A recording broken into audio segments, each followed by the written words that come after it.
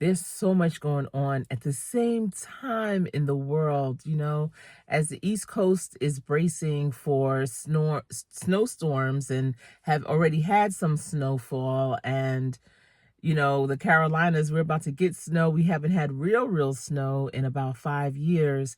And then all the way on the other side, on the West Coast, and they are suffering from all those fires. Have y'all seen it? Oh my goodness, it is so devastating. I have a few friends that are still out in LA, and I have one that's like a niece to me, and I had reached out to them to see, are you okay? Are you good? A couple of them I hadn't been able to reach, but the ones that I were able to reach, they were like, we have our go bag ready, just in case we may have to leave, we may have to go. So we have to be really prepared for everything. And listening to some of the people that have, lost their homes, their memories, well, not their memories, but their family heirlooms and such. It was interesting to hear how they were saying that the things they lost can never be replaced. But to me, the only thing that can never be replaced is life. So the fact that they made it out alive and safe is a blessing. But I do understand when you lose certain things, it can be, feel like a serious loss.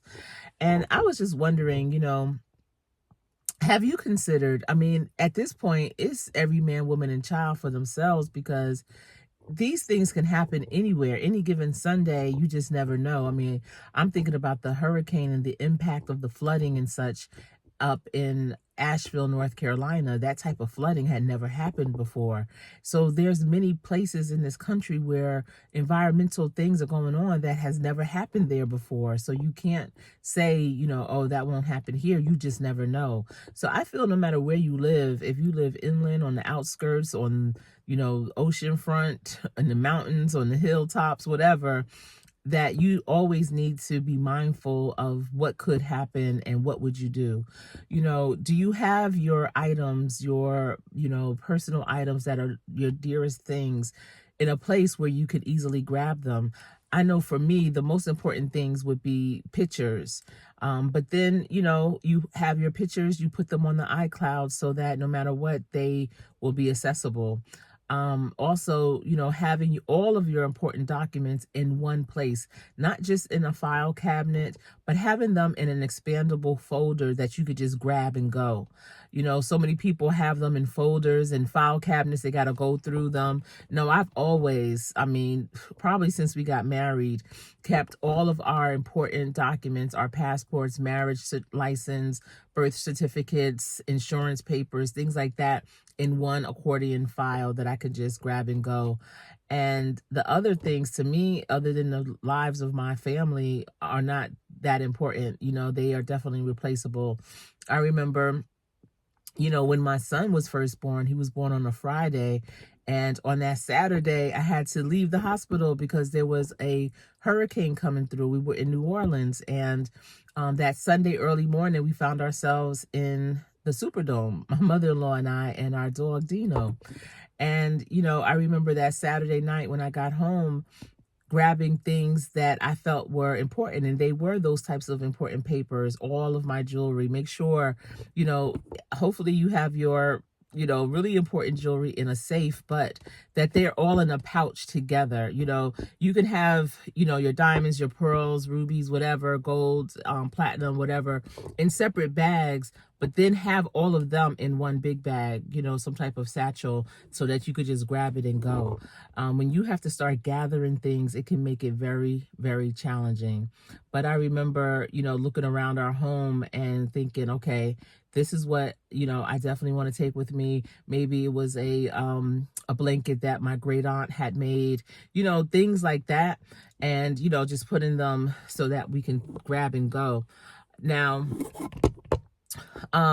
after Katrina, because that was a few years before Katrina, but after Katrina, I remember I have a really good friend that lives in Houston. She's a lawyer now, but she worked in insurance at the time. I believe she's an insurance attorney now. But I remember her telling her family the best thing you could do is videotape your home before any destruction happens. Make sure you film and document not just in writing, but in photos of all the valuable things that you have in your home. Also, the layout of your home, the furnishings, just everything.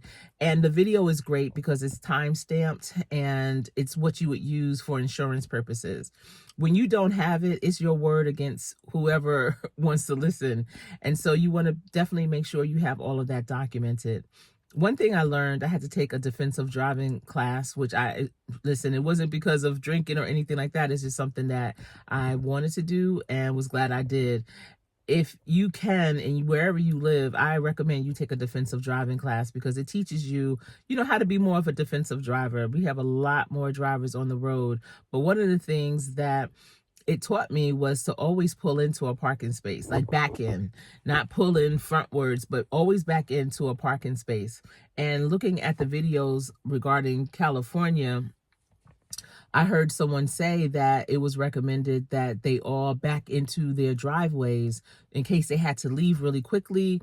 Also, your engine is in the front of your car, so if something's burning behind it and it grabs up on your engine, but then I know that the fuel tank is in the back, so ooh, but it is more defensive and safe if you back in, so that if in case of an emergency you have to go real quick, you could just jump in and go. You don't have to worry about that extra step of K turning it to get out.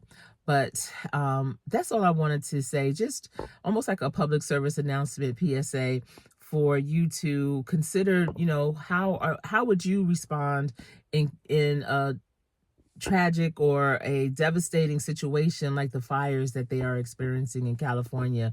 If you are in California, you're probably not watching this video, not right now anyway.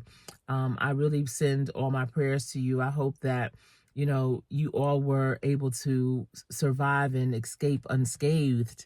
And I'm not saying with all your things, but with your life and with your loved ones. All right, everyone. Remember, practice every day. Practice so hard that when you get in, you will always win. It's been my pleasure being here with you today. Take care and stay safe. I am Coach Sherri.